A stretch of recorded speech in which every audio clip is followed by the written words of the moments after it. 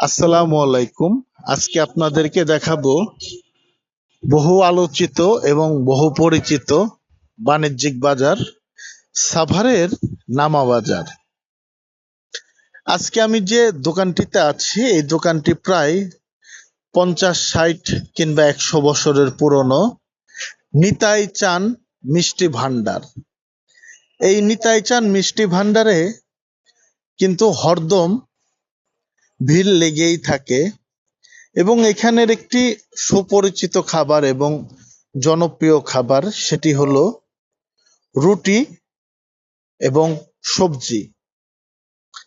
নিতাই চানের এই দোকানে এক কর্মচারী, তার সাথে কথা বলে জানা গেল যে তিনি এই দোকানে প্রায় 15 থেকে 20 বছর যাবত কাজ করে আসছে এবং এই দোকানের সবচেয়ে পরিচিত নিতাই চানের রুটি, মিষ্টি এবং তার যুগের সাথে তাল মিলিয়ে এখন কিন্তু রুটির পাশাপাশি পাওয়া যাচ্ছে আপনার ভাত।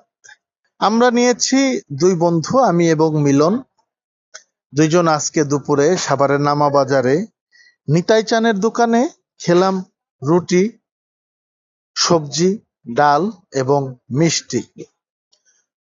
মচমচে তেল ছাড়া মিষ্টির সাথে রুটির সাথে ভাজিটা বেশ জমেই যাচ্ছে। মুখে নিতেই এক অন্যরকম স্বাদ এবং সনাতনী পদ্ধতিতে করা নিতাই চানের সবজির বিষয়গুলো জানতে চাইলাম।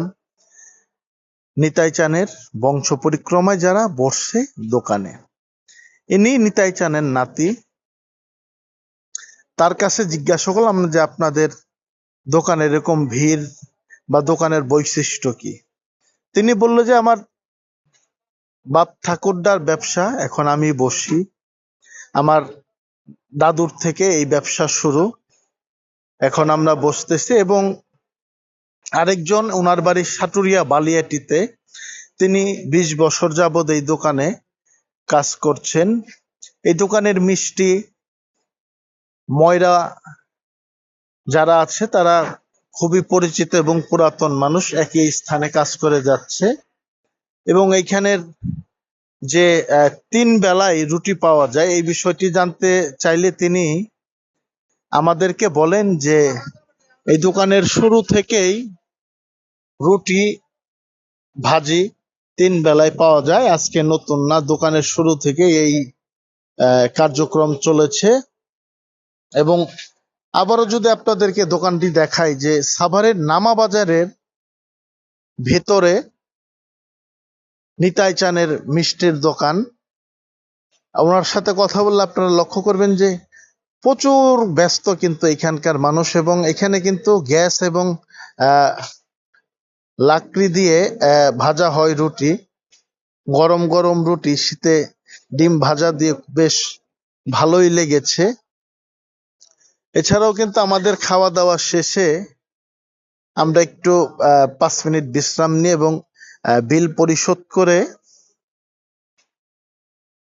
দোকান থেকে বের হব। আমি আবার একটু ভাবলাম যে আমি নিজেকে একটু দেখাই আপনাদের মাঝে, বিদায় নেওয়ার সময় নিজেকে একটু দেখিয়েই বিদায় নেই, যে আমার বন্ধু বিদায় নিচ্ছে। এখন আমি নিজেকে দেখাবো এবং দোকান থেকে বের হব। যাই হোক, আমার ভিডিওর সাথেই থাকবেন এবং আপনাদের ভালো লাগার কোনো স্থান থাকলে বলবেন, আপনাদেরকে দেখানোর চেষ্টা করব। ধন্যবাদ। আল্লাহ হাফেজ।